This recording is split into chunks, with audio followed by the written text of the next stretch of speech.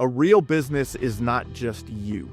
A business broker that we talked to a couple months ago said, I never have people calling me to buy a job. They're calling you to buy a business. And if you're out there looking to buy a business, you're looking to buy something that problems have been solved. There's a team in place that's executing well. And so that was what we strived for, right? Like, let's build a business to sell. Whether we sell or not, we're building a business. So Jim, welcome to the show. How are you doing? I'm awesome, man. I am awesome. Excellent, man. I'm thrilled to have you on here. We've had a lot of conversations over the last year or two on agency stuff and just life in general. So I'm really excited to have somebody on here that has had a lot of success in the agency space, but also is just like no one would know, right? He everyday guy that we can just like have a beer with, or, we've talked about possibly going on ski trips and knowing you before the exit and after the exit, there's not some like attitude shift. Same guy I knew 2 years ago. The money in your bank account doesn't define you. That's right. It's like, that's right. I've made money and lost money plenty of times, so it's an easy thing. And then I also had good influences in my life around that. My stepfather was a very good influence in my life around that, where, the first time I met him, I was like, well, why doesn't this guy drive a fancier car? Why doesn't he have a bigger house? And it was, he doesn't need it, right? He wasn't trying to show off to the world, right? Like, and so those are some of those things that, when we get beyond that need to show your success outwardly, it's a better place to be. Yeah, absolutely. We should ask ourselves that question of, am I doing this for my enjoyment or to kind of shape the perceptions of how people see me? Right. Yeah. That's it. I'm not in it for the fame. I'm in it for the money. Right. And honestly, 100 years from now, is anyone going to know any of our names? Right. Like at all. Yeah. You look back on some of the great people from the past, or like societies that I'm sure had great people, and no one knows any of them. Right. It's like, that's right. Yeah. It's we're all truly insignificant, Yeah. In the grand scheme of things. Right.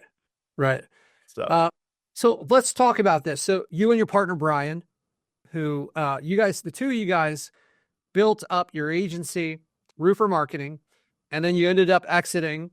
It seemed like this was you're happy with this exit. And it's from the outside, it looks like this was a very successful exit. You sold to Job Nimbus, right? Yep. Which is a huge company.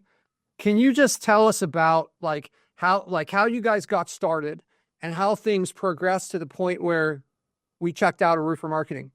I mean, going back to Brian and I meeting each other, we paid $20,000 to meet each other. So we each invested $10,000 in a mastermind group that failed miserably. But as the mastermind group was going along, there's always like a couple of people when you put a group of people together, like in a mastermind or something like that, there's always a couple of people that are like, oh, they're actually doing the work. And so I noticed that about Brian. Like when we showed up to the calls and we were doing the stuff, it was like, oh, he did his homework. Oh, I did my homework. And then we realized that we were in the same town. I live in the Twin Cities area, Minneapolis area. And we're like, oh, let's have coffee. That evolved into, hey, let's work on a project together. Oh, you have a client that has this need. Well, I can help with that. Oh, you have a client that has that need. I can help with that. So we started working together for a little while on different projects. And then we said, well, this is going well. Let's try this. Brian had an idea from an agency model. It was more of a pay-per-lead agency model. And so we put it together, and as we got into it, it just didn't feel right. And so, probably 4-6 months into that one, it was like, yeah, this just isn't it. So we made some shifts, decided like, okay, what do we really want to do? And got into the niche side of things, roofing as the niche, and more of the agency done for you service-based model versus the pay-per-lead model. And that was in kind of like spring into summer of 2018 is when we conceptualized it, and we launched October of 2018. So then the journey became from there. We joined the seven-figure agency mastermind group in February of that year, and that was really a big impact on our growth and we were doing about 4,500 in MRR at the end of 2018, and grew it to a multi-million-dollar ARR over, by the end of 2023. I think we were near about 5 million in ARR. So it was fun. It was a lot of growth in there, and a lot of lessons, a lot of sleepless nights, and a lot of excitement along the way. Right. Over this podcast, we'll unpack that a little bit more. So we got it up to about 5 million in annual recurring revenue. And then were you guys planning to exit, or were you approached? How did that kind of shake out? So I don't know if you know Jimmy Nichols. He owned Jimmy Marketing. He has some other ventures now. He sold his agency in 2019. And we'd known him through some masterminding, and we were like, whoa, you could actually do this? Like, that's something you could do? Like, you could actually sell this thing? So we had it on our mind the whole time. And I've really come to realize that if you build a business to sell, you're building a real business. And what I mean by that is you're putting the right people in place. A real business is not just you. A business broker that we talked to a couple months ago said, I never have people calling me to buy a job. Right. Yeah. They're calling you to buy a business. And if you're out there looking to buy a business, you're looking to buy something that problems have been solved. There's a team in place that's executing well. And so that was what we strived for, right? Like, let's build a business to sell. Whether we sell or not, we're building a business. So a business that's built to sell, you're putting the right people in place. Running a business that's built to sell is more enjoyable than, like, if that's not the case. You could step out. You've got people in there, and that's also what increases the value. Am I correct? That's right. Everyone has their own dreams and, what they like to do in life. I know people who like to be in their agency and make a really high profit margin and have just a few clients and make good money, and it's awesome. But like you said, they're not able to remove themselves from the business. If something happened to them, man, they don't have income anymore. There's, so that, to me, there's a lot of risk in doing it yourself. There's less risk as the business grows. Large corporations, the S&P 500 type of companies, they're probably not completely going out of business overnight, right? There's a foundation there that would be very hard for them to go out of business. So it reduces the risk in your business by building it to sell, or in a way where you're working your way. And I don't want to say out of it, but into the role that you're suited for and good at and enjoy doing on a daily basis. Right. There's no rule that, hey, if you build a business that can run without you, that it has to run without you, right? You can play as whatever part you want. You just have that option. And that option is a big deal, because if you look at what you enjoyed 10 years ago, is that something that you're still, like, as passionate about? It changes. Like, we're constantly changing. And if we build this in a way where it's not solely dependent on us, maybe 10 years from now, we won't enjoy this as much, but we don't have to give it up, or we could give it up and it'll be worth more. Let's dive a little bit deeper into, what does it mean to build a business that's built to sell? We've talked about, like, putting the right people in place. How else would you describe this, Jim? So, product market fit of your service offering. So does your product or service solve the problem in the marketplace that the market needs, right? So that's the first thing in all businesses. Do you have product market fit? Does your solution provide the right value to the market that you're serving? And then the second part of it for me is team. So who does the work, right? That is what makes the business, are the people within it.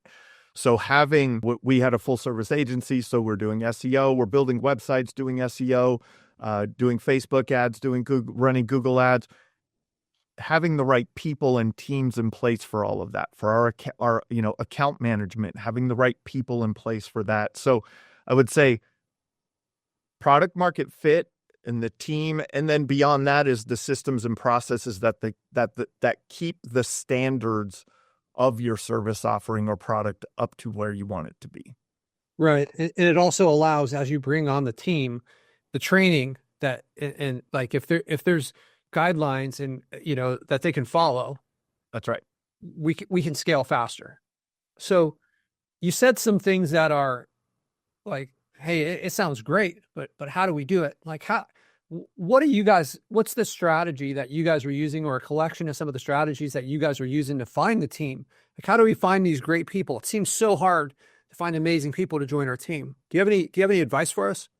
Yeah, I'd start with we all suck at hiring, especially if you're a bootstrap company, right? Like if you're someone who is bootstrapping a startup, you have a skill set in the service or product that you're providing to the market, right? So if you're great SEO, right? Like you provide SEO services, that means you probably don't have a skill set at hiring. I learned there are HR departments for a reason. Right.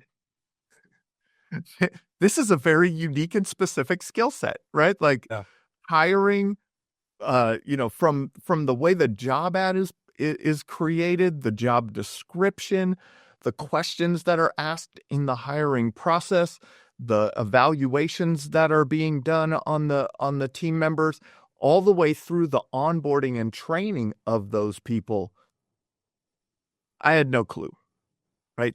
This was a big lesson that we learned in this endeavor, like going through building Roofer Marketers and through our acquisition, and then being a part of a larger company and seeing how a more formalized HR process works. So very eye-opening. I learned that I had a gap. Right. I learned that I had a gap in skill set around that. And the first place, so I started, I'm a researcher. So I'm like, man, where can I find more information about this? And it was a book that was called Who by Jeff Smart. That's where I started.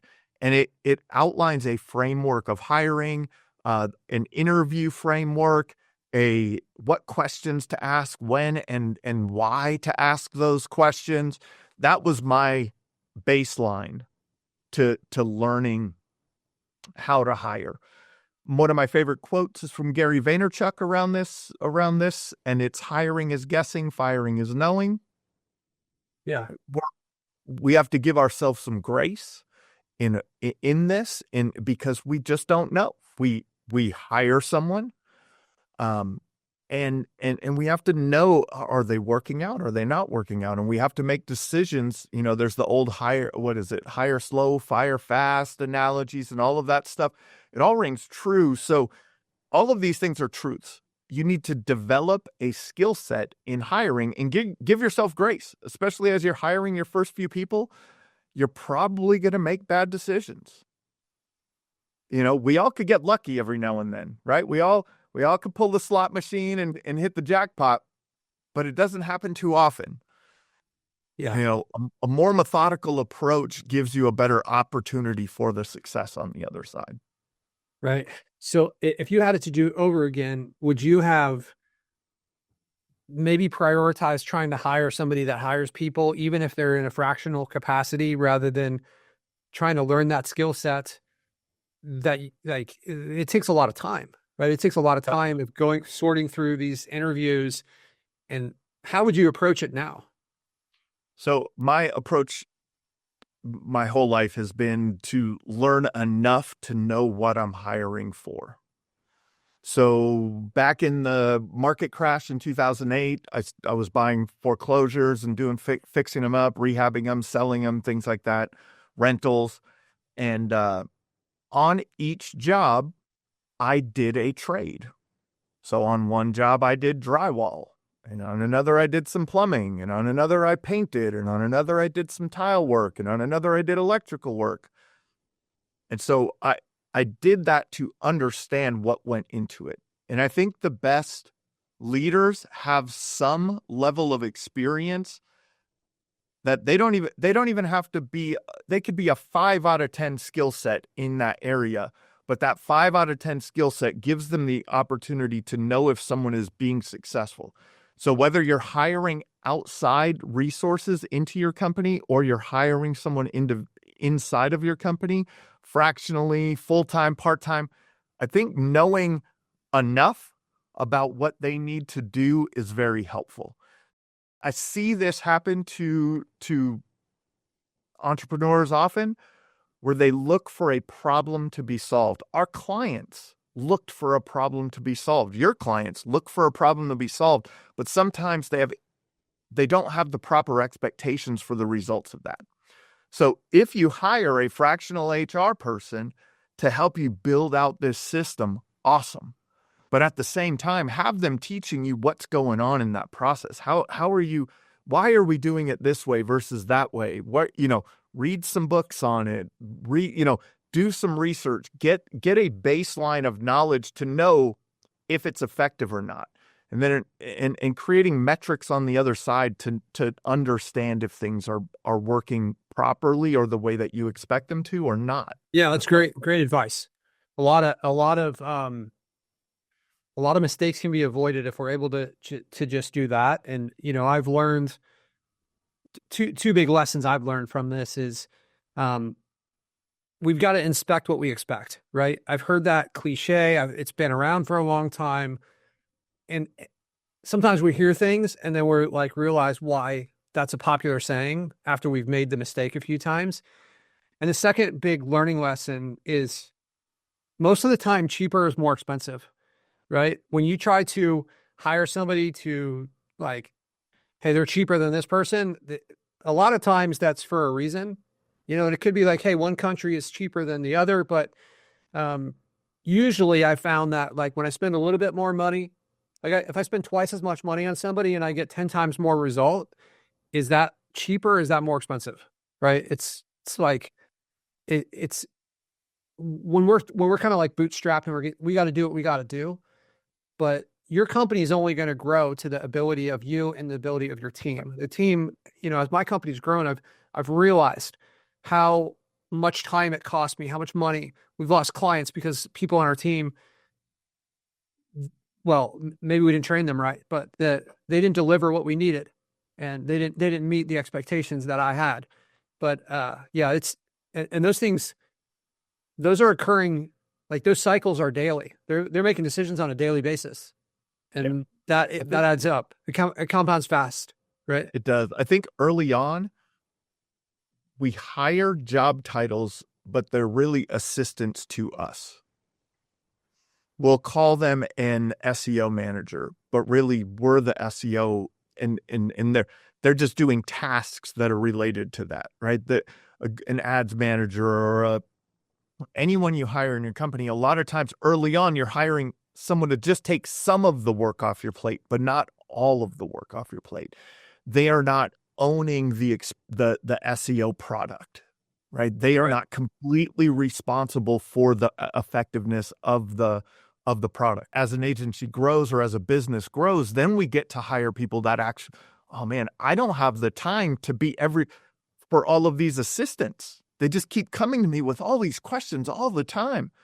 I'm their answer. Oh, they don't own it. And then you move on to another phase in your business where you start to hire people who actually own the roles and are completely responsible for the outcome of that role. It's hard to get to that initially for a lot of people. It's hard to not, because you don't have a lot of resources a lot of times. This is where people get stuck. These are where the plateaus happen in our business, because our time is finite, and our ability to use our time creating leverage is what gives us back our time and allows our business to grow. And if we don't get over that kind of that gap, our business will just stay there. And it's frustrating. It's painful. And this is where burnout happens. There's been times in my life where I've done 12 to 16 hours a day, and it doesn't feel like I'm making progress and I'm like burned out 12 or 16 hours a day where I'm like learning or I'm like progressing fast, it feels amazing. It doesn't feel like work, right? Yeah, And when you're plateaued, it just feels like you're treading water. How long are you going to do this for? Like something's got to change. definitely. And you have to be willing to make the change. A Yeah. lot of people aren't. This is a hard thing. Yeah. As an entrepreneur, we've got like the identity, and Yeah. adapting means changing that. And people don't want to do that. Yeah. And I think sometimes it's you don't know what you don't know. The other side of it is, I like to say, if you have faith in the outcome, you'll execute. So I think a lot of times we don't have enough faith in the outcome. So like now that, like, going through the journey that we have from building this agency from 0 to, 5-6 million in ARR and all that, like, the faith in the outcome is easier because we've run the race, right? It's easier to go, oh, that's what we should have done then, right? Or we did that right, we did that wrong. So if we had to do it again, it's like, oh, we would just do these things because we have faith in the outcome. But a lot of times up front, I don't think people have true faith in the outcome. And that's why they don't make that higher. That's why they don't progress the way that they should. It's hard to believe in something that like especially if you haven't had success in something else before, right? It's hard to know.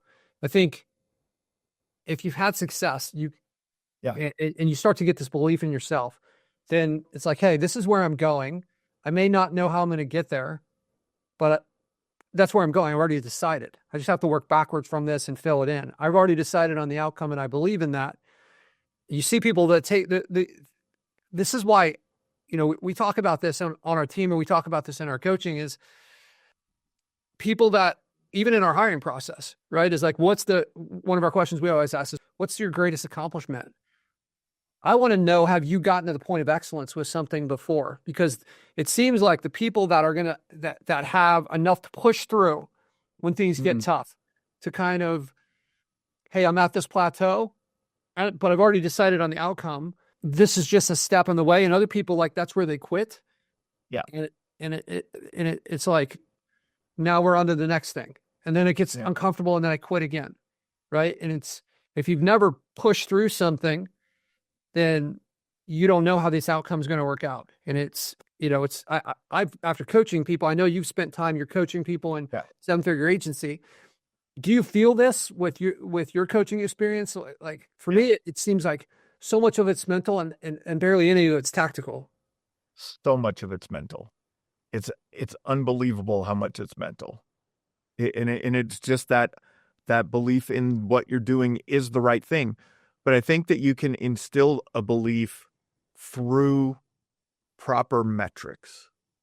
So I think that if we decide, like, my roofing clients would decide what an acceptable cost per lead would be for them. But what they're really deciding is what their customer acquisition costs needed to be. What they're really deciding is what the long-term value of a customer is, right? Like, all of these decisions, and I don't think we do that a lot of times. So in a role, we need to know, hey, this is what success looks like.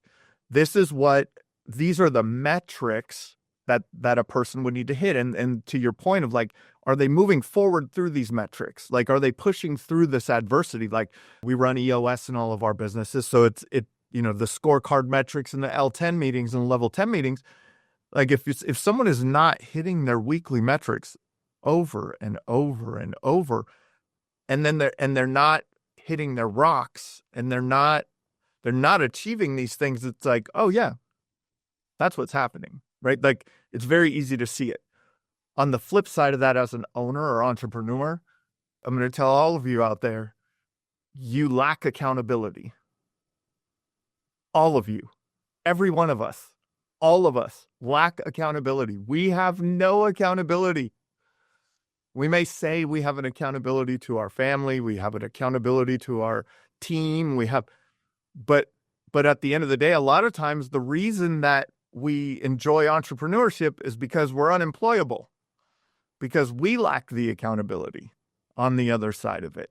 And so we have to also, as we're building a business, right? And this is from the coaching side. What I'm, when you're coaching people and I'm coaching people, and it's like, hey, you got to get through this mindset. Like your mindset is holding you back. A lot of times they're not holding themselves accountable to actual numbers. Right? Yeah. They're not holding themselves accountable to the number of sales calls that they need to have to actually move the business forward. They're not holding themselves accountable to the desire or to the results that they want to have from the service offering that they're providing, right? Like we want our Google ads to hit these metrics, and you're in charge of being the ads manager and you're not hitting them. I think that there is a high level of lack of accountability in entrepreneurship. And it's because we want the freedom to not have a boss. What's that? You give up a 40-hour job to work an 80-hour job kind of thing, right? Like we're willing to trade that top-down accountability a lot of times for a different type of work, for more work sometimes. But I think that's something that to think about in yourself is, what am I accountable to? And then actually putting pen to paper like you would for a team member, right? Like put pen to paper. Are you responsible? You are responsible for the growth of your company from X to Y in this time period. And if you don't hit X to Y in this time period, there has to be some repercussions to that, right? The repercussions may be that you take some of the money you're earning to go and hire people that will actually execute, right? That might be a repercussion. You're getting fired from part of the income, right? It's a great way to look at it. You can almost say like, hey, if I was going to pay somebody, maybe 20% of revenue as their salary, what would I expect from them? What would I hold them accountable for? Right. Just to kind of look at it from that angle and not give yourself the easy way out. Because if it's somebody else and you're paying them all this money, like you're going to hold them very accountable for their results. Right. But we accept our own excuses.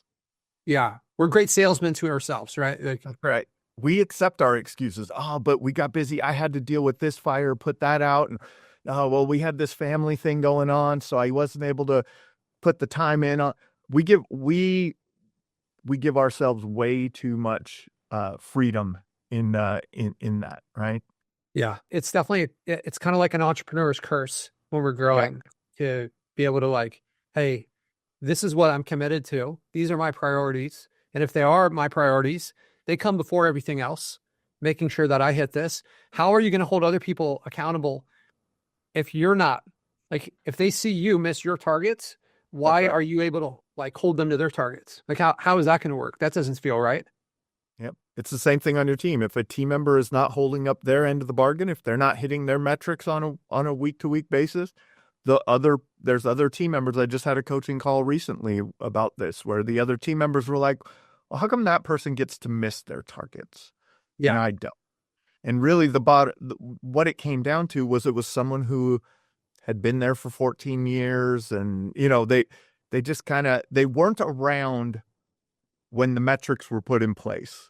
Right. And so there was but I like this person. They've been around for a long time. But to the agency owner's credit, they're working that person out, right? They're replacing their, like, what they do on an ongoing basis, and they're moving towards that. But after 10, 15 years of knowing someone, man, if you work with them for 10, 15 years, you're friends. Yeah. Right. It's harder to make those decisions. Right. At some point you got to ask yourself, how much am I willing to pay for this friend to work with me? Right. Because it's costing me a lot of money and you may be willing to pay a lot. Like, that's up to you. You own the business, right? Right. Yeah. I know people who support friends and family members, but without a lot in their businesses, and without the actual output that they should be getting from those roles. But that's okay too. If that is what you're doing, know that you're doing it. Just being aware of it, right? Being aware of it, right? Like not being, yeah. Let's change gears a minute. There's some other clear stuff I want to get into. We scaled, you and Brian, you guys scaled from, we're at $4,500 a month, and then we're up above $5 million in ARR, or annual recurring revenue. What were the top client acquisition strategies? How did you guys find all these people? We made a commitment early on in our business so the mission was to help to generate revenue for roofing contractors. That was our mission. But we did that in two ways: through our services and through the education that we provided to the marketplace. And so we were very intentional that the time that was spent providing services for our customers, there was also time being spent on educating the industry on what we feel would help them to generate more revenue and become more successful in their business. So a lot of content, a lot of information. I have a podcast called Roofing Success. I still do that today. Doing webinars on all different topics, educational emails going out, social media content, just a strong push to help to educate the industry. Speaking on a lot of stages at the industry events. It was really that education. Our focus on that education, I believe, led to a high level of trust in the marketplace, and that's why we ended up hitting a real exponential growth curve. Like we went from like 2.25 to 5.25 ARR in 1 year in 2023. Wow. So, we added $3 million in net ARR. So what's that? $240,000 in monthly recurring revenue net added to the business in a 12-month period. But it was the work that we did in 2018, 19, 20, 21, and 22 that built up. It was the buildup. It was my favorite emails were, "You've been emailing me for 3 years. Okay, let's have a conversation." But what I was emailing them wasn't, "Hey, let's get you more leads. How many leads can we get you?" It was what we felt was a valuable piece of information for them to help their business. And a lot of the stuff that you're sharing is marketing related, right? On how they can, it's basically, you're just sharing some of the things that you guys have learned, and it's become part of a playbook for roofer marketing, right? Yeah. Yeah. So it was what we learned, but we went beyond just marketing topics. So on my podcast, I interview successful roofing contractors on how they found success. So we would talk about marketing, sales, operations, HR, finance. Because I feel like there was more to the conversation than just marketing. And so I didn't want to just provide them marketing information. Now, we provided them a lot of information on how to market successfully, but on the other side of that, I wanted them to know how to sell properly, right? Sell effectively, right? How to manage their jobs effectively, how to deal with insurance companies effectively on their claims, how to, there's so cash flow management, how to hire people and build a team. They're helping them along the way with all of those. And it wasn't that all of those things were my expertise. I went and interviewed people who had that expertise, which then provided value to the rest of the audience. The shift of, hey, let me do this podcast to try to weigh in more roofers, into like, I'm going to be like an investigative journalist, and I'm going to learn this topic. So I'm going to look at this client and kind of put them into a box of, hey, this person is great at sales, or this person's great at operations. I'm going to take the lessons that they've learned, distill that, and then share it with other people, other roofing companies, so that they can benefit from this. Am I following you right? Yeah, definitely. Yep. Yeah, this is awesome. This is a fantastic strategy. Is let's identify what led to somebody being successful. Let's pull out that success. Let's package it in a way that is for everybody else now. And we'll just continue. We'll position ourselves as a source of great information for these people to grow their company. And if we're the ones that are educating them, we're building a tremendous amount of trust. And at some point, possibly they'll turn into a client.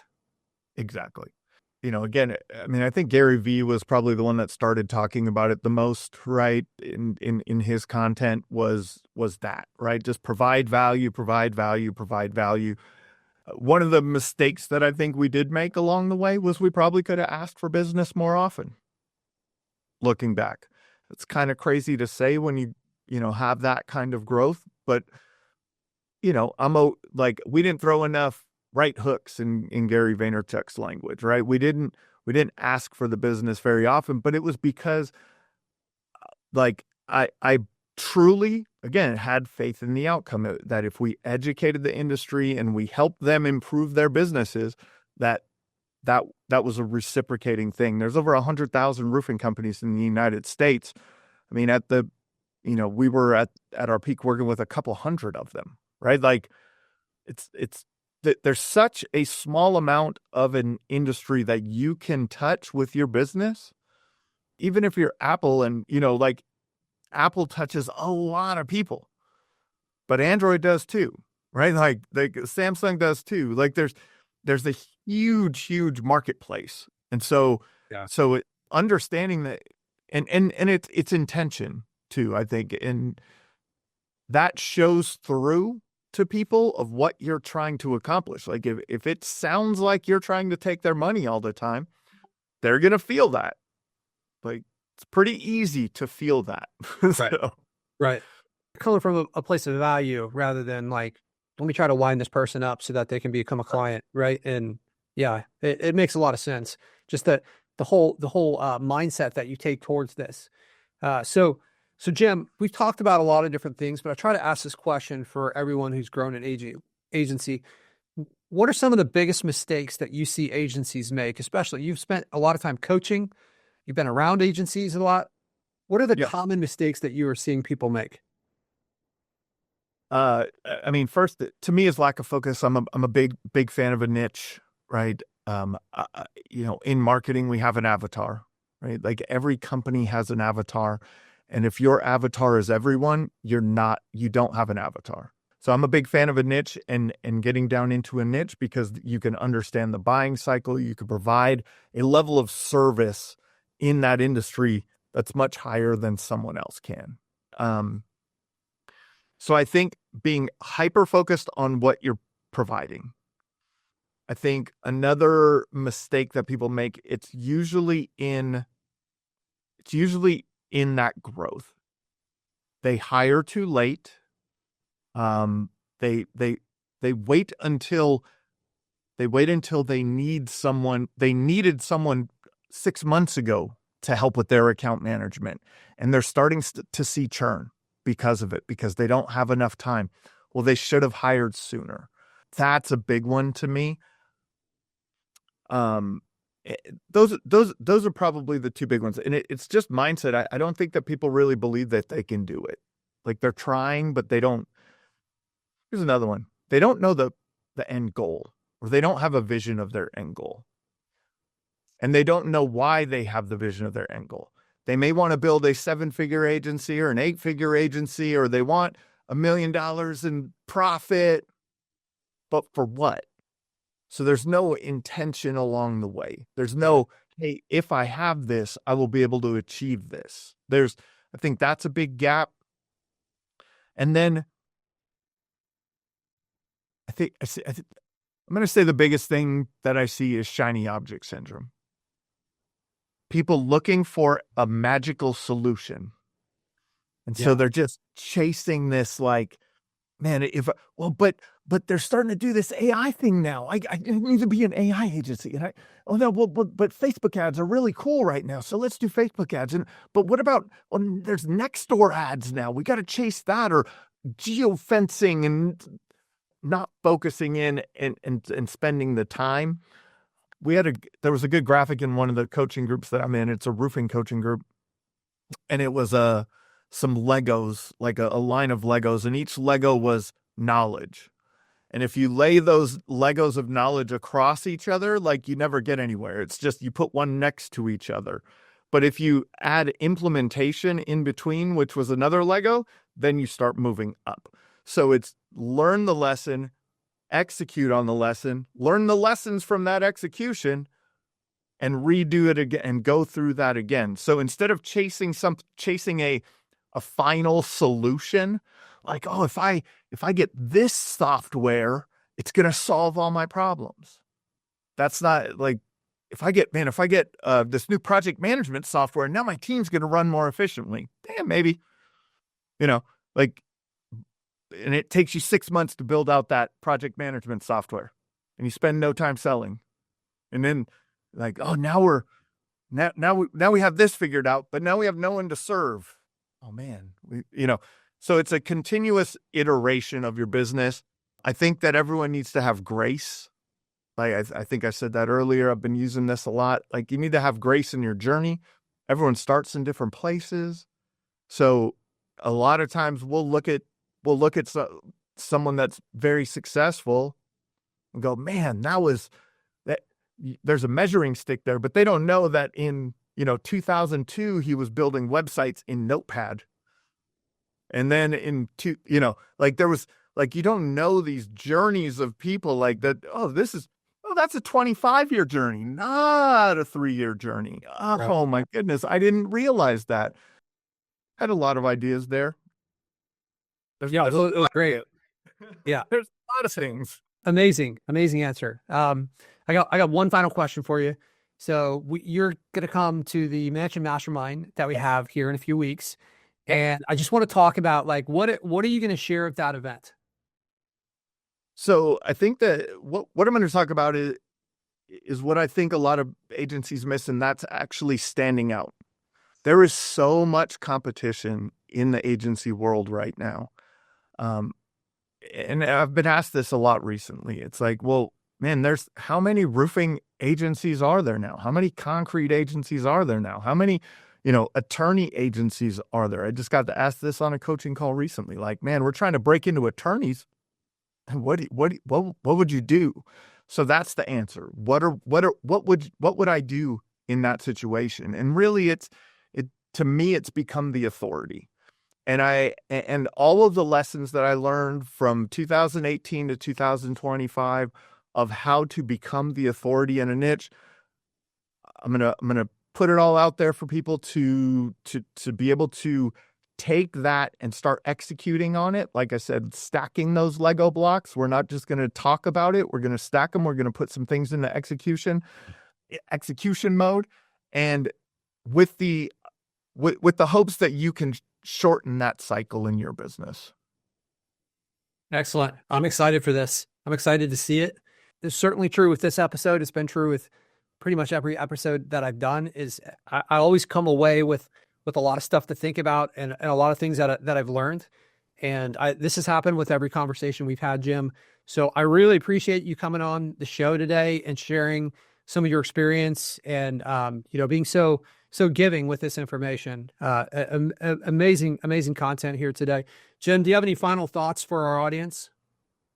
And go out and execute. Like Nike, just do it, right? Yeah, like there's the difference between someone who does not succeed and does succeed is the speed to execution. Yeah.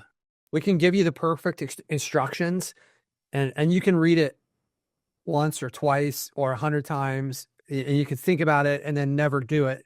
And I'll tell you, the person that reads it once and does it, the second iteration is so far ahead of the person that thought about it longer. Yeah. Yeah. How do you find the perfect Facebook ad? Well, you run 1,000 Facebook ads, right? Like you run thousands of Facebook ads. That's how you find the perfect Facebook ad. It's not you put one Facebook ad up. You can't do enough research where you're just going to be like, this is perfect. I got it now. And then it comes from testing, right? So from testing, real life testing that hurts sometimes. Yeah, absolutely. Jim, if anybody out there is listening and they want to reach out to you, what's the best way to connect with you? You can find me online, all Facebooks and Instagrams and all those types of places. Roofing Success is the podcast if you're for the roofing industry. I coach in the Roofing and Solar Reform Alliance and in the 7-Figure Agency. So those are the places that you can find me most often. Awesome, Jim. Thank you so much for being here today. Appreciate it.